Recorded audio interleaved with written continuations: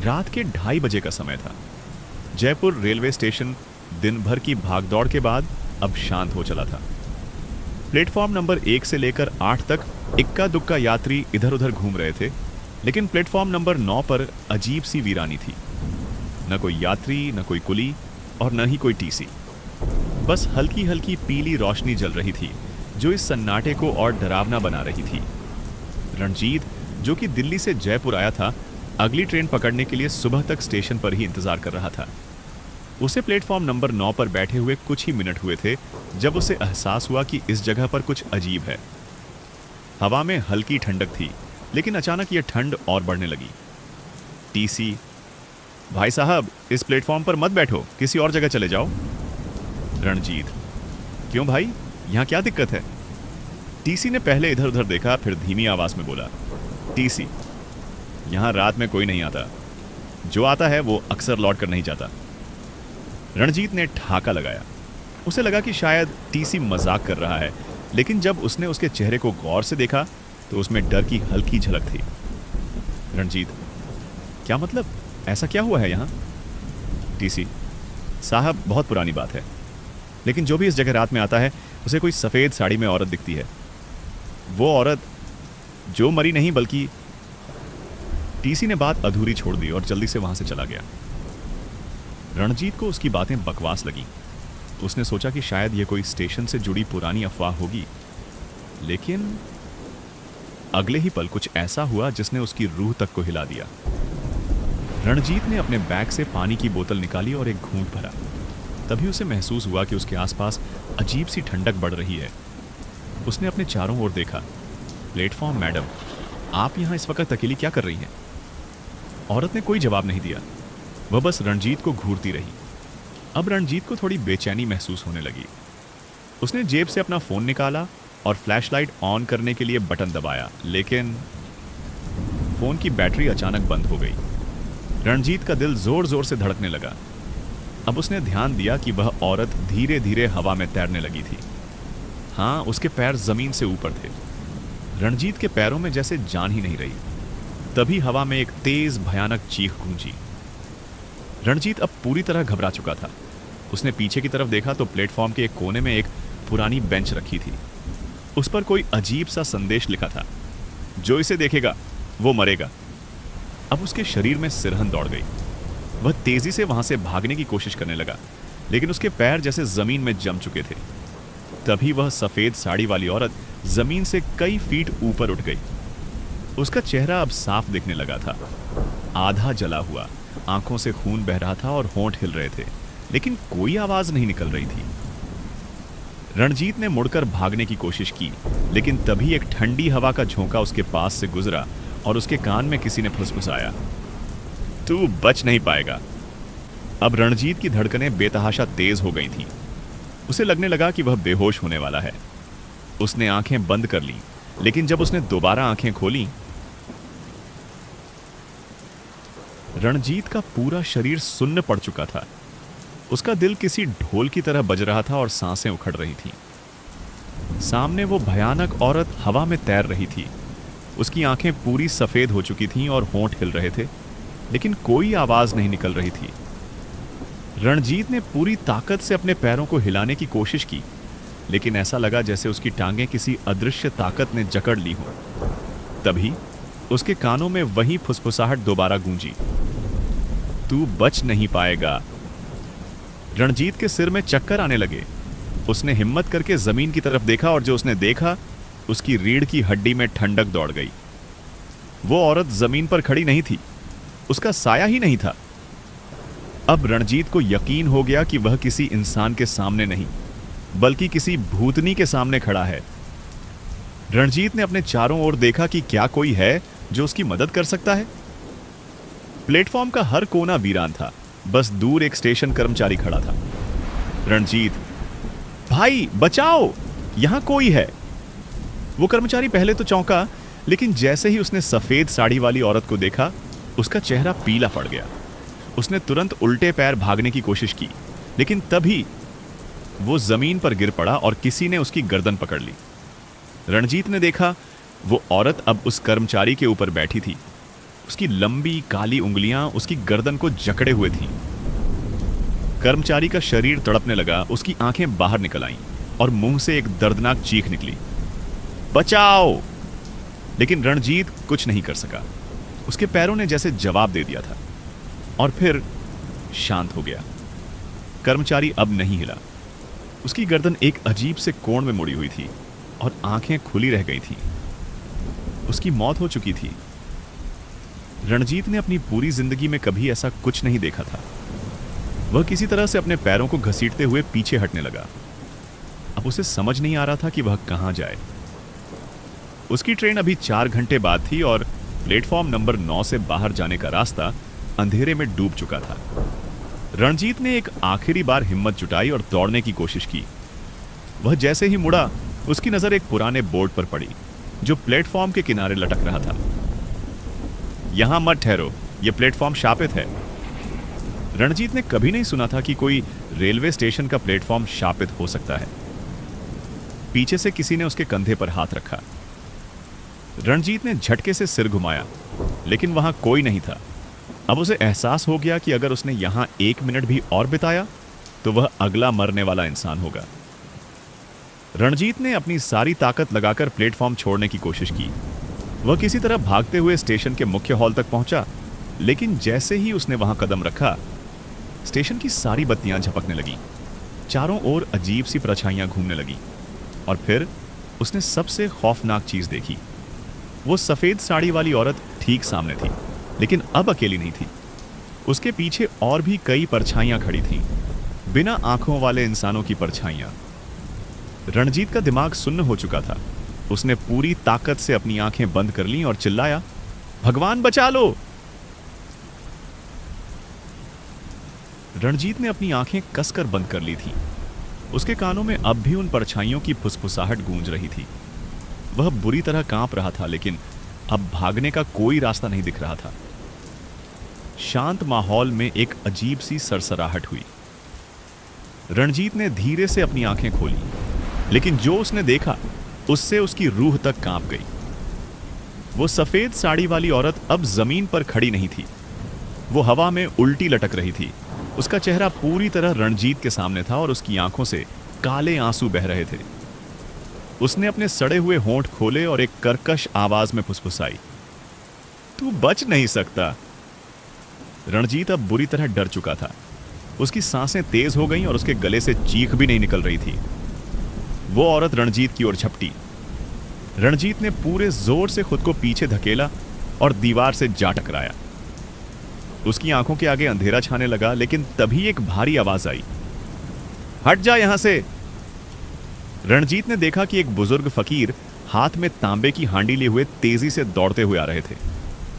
उन्होंने अपनी हांडी से कुछ लाल रंग का चूर्ण हवा में फेंका और जैसे ही वो चुड़ैल के ऊपर पड़ा, एक भयंकर चीख गूंजी। रणजीत ने देखा कि चुड़ैल अब तड़प रही थी। उसके शरीर से धुआं निकलने लगा था। फकीर ने रणजीत का हाथ पकड़ा और खींचते हुए कहा, फकीर जल्दी भागो, ये तुम्हें नहीं छोड़ेगी। रणजीत अब कुछ भी सोचने की हालत में नहीं था। वह फकीर के साथ भागने लगा। जब वे स्टेशन से थोड़ा दूर पहुंचे तो फकीर ने एक गहरी सांस ली और रणजीत की ओर देखा।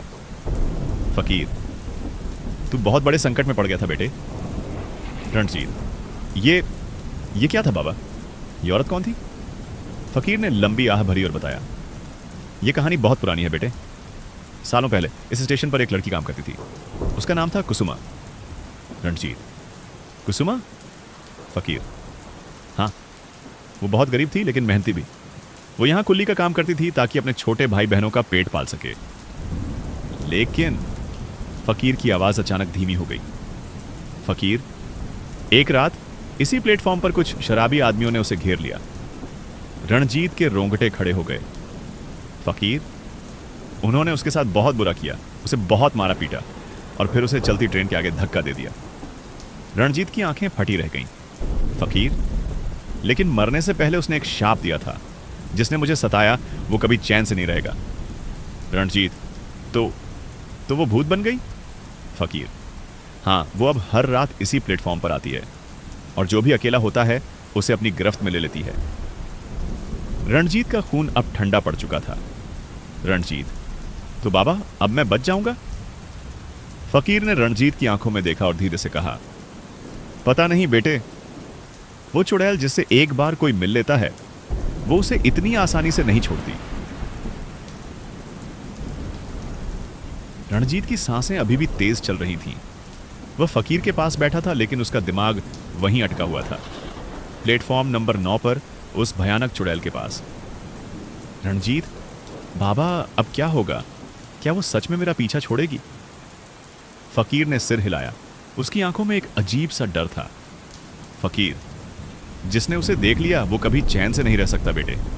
तूने उसकी आंखों में झांक लिया है, अब वो तुझे कभी नहीं भूलेगी। रणजीत के गले में कुछ अटक गया। रणजीत, तो फिर मुझे क्या करना होगा? फकीर ने रणजीत को गौर से देखा और धीरे धीरे कहा, तेरे पास सिर्फ 2 रास्ते हैं। या तो तू इस शहर को छोड़कर बहुत दूर चला जा, या फिर तू उसकी मौत के पीछे की सच्चाई जाने और उसकी आत्मा को मुक्ति दिलाए। रणजीत का दिल तेजी से धड़कने लगा। भागना या सच्चाई जानना? लेकिन इससे पहले कि वह कोई फैसला ले पाता, टिक टिक टिक, रेलवे स्टेशन की घड़ी की सुइयां अचानक उल्टी चलने लगी। रणजीत और फकीर दोनों चौंक गए। रणजीत ने अपनी आंखों के कोनों से देखा, से एक लंबी काली परछाई पास की दीवार पर उभरने लगी थी। फकीर तेजी से खड़ा हो गया। फकीर, ओ नहीं, वो यहां आ गई। रणजीत का पूरा शरीर ठंडा पड़ गया। वह धीरे धीरे दीवार की तरफ मुड़ा। सफेद साड़ी में लटके हुए बालों के साथ आंखों से काले आंसू बहाती हुई, लेकिन अब वो पहले से भी ज्यादा भयानक लग रही थी, क्योंकि उसके सिर से खून टपक रहा था और उसकी गर्दन अजीब तरीके से मुड़ी हुई थी, जैसे किसी ने उसे तोड़ दिया हो। रणजीत के मुंह से एक शब्द भी नहीं निकला, लेकिन चुड़ैल के होंठ हिले। रणजीत, तेरा समय पूरा हो गया। फकीर ने तुरंत जेब से एक छोटा ताबीज निकाला और उसे रणजीत के गले में डाल दिया। फकीर, भाग भाग यहां से, नहीं तो आज तेरी मौत पक्की है। रणजीत अब और नहीं सोच सकता था। वह पूरी ताकत से भागने लगा, लेकिन हर तरफ से अब फुसफुसाहटें गूंजने लगी।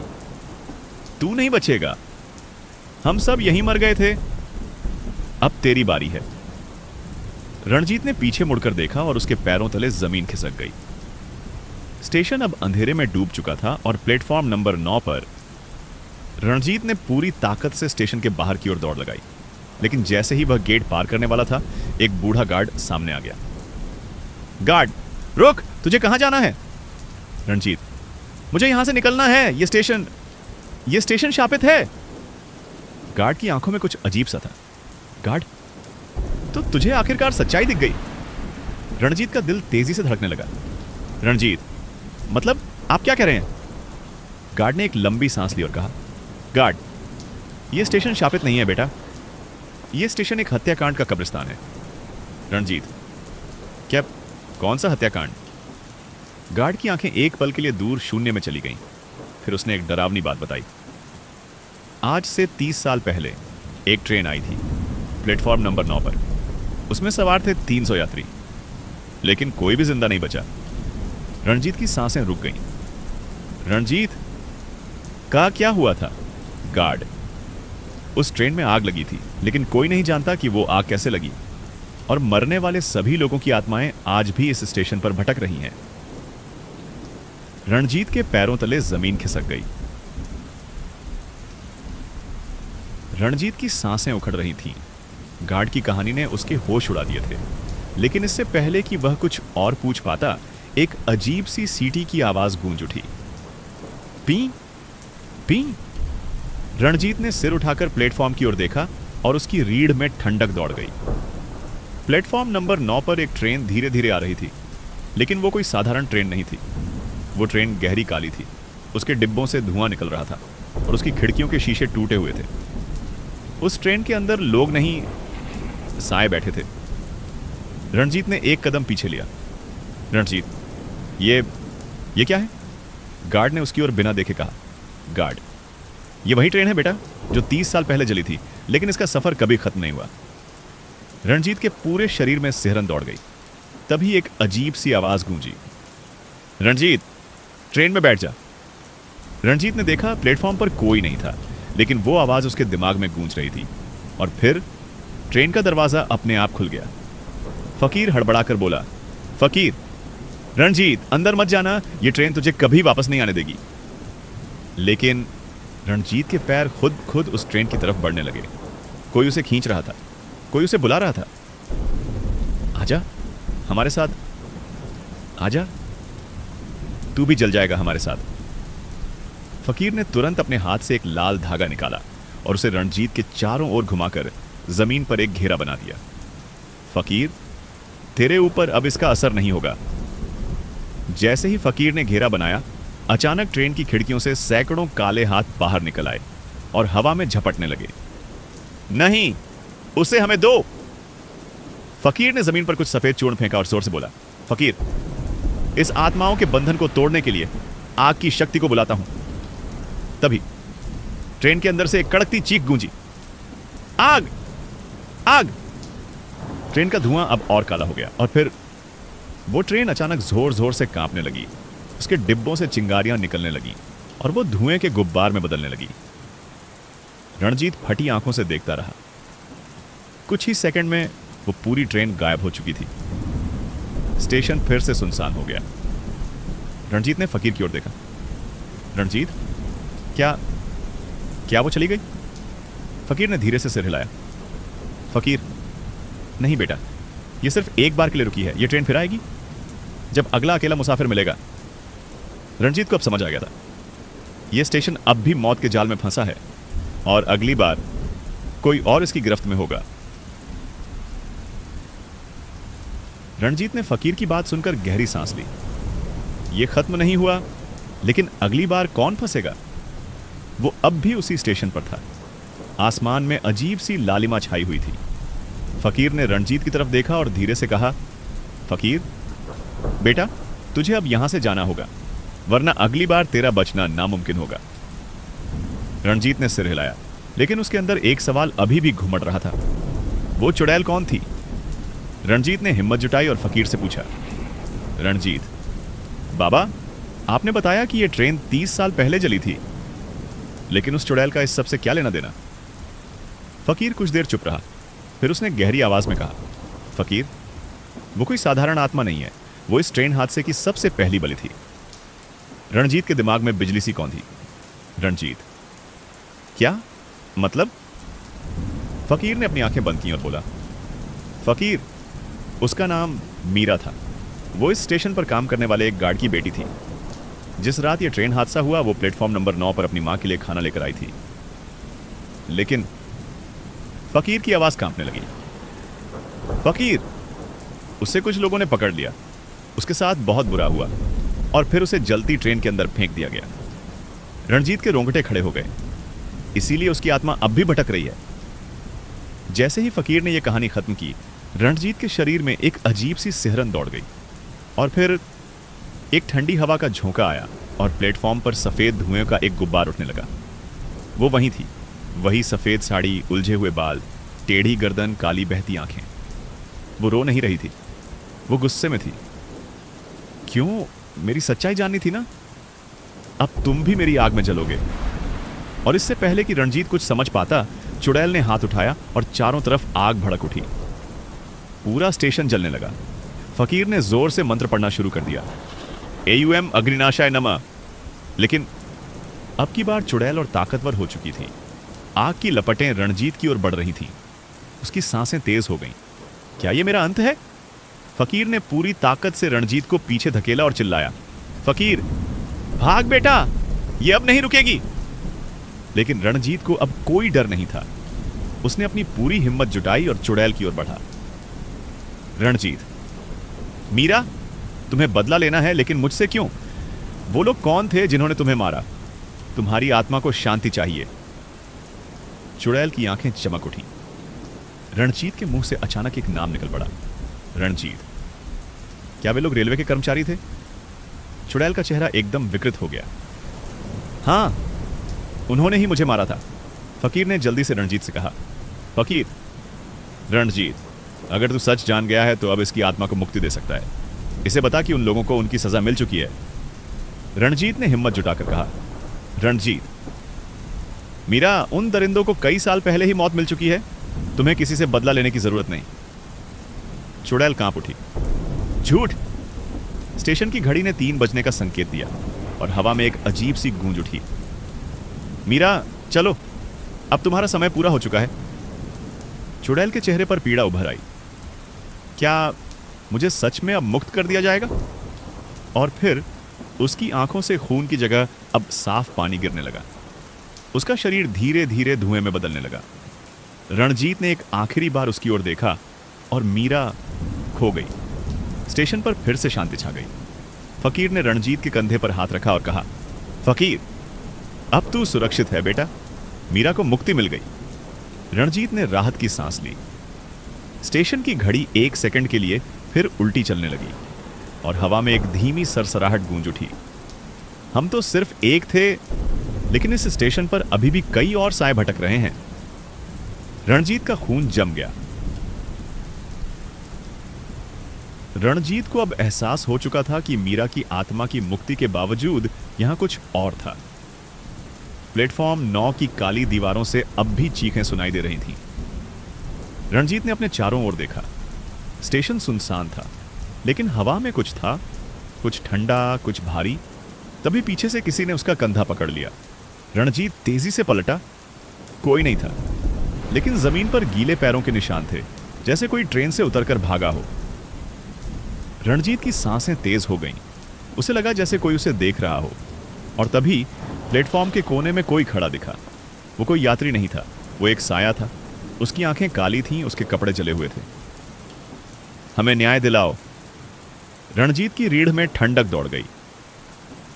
कौन हो तुम? हम वो हैं जिन्हें इस स्टेशन ने निगल लिया। तभी स्टेशन की घड़ी उल्टी चलने लगी और एक औरत की चीख गूंज उठी। रणजीत को कुछ अजीब महसूस हुआ।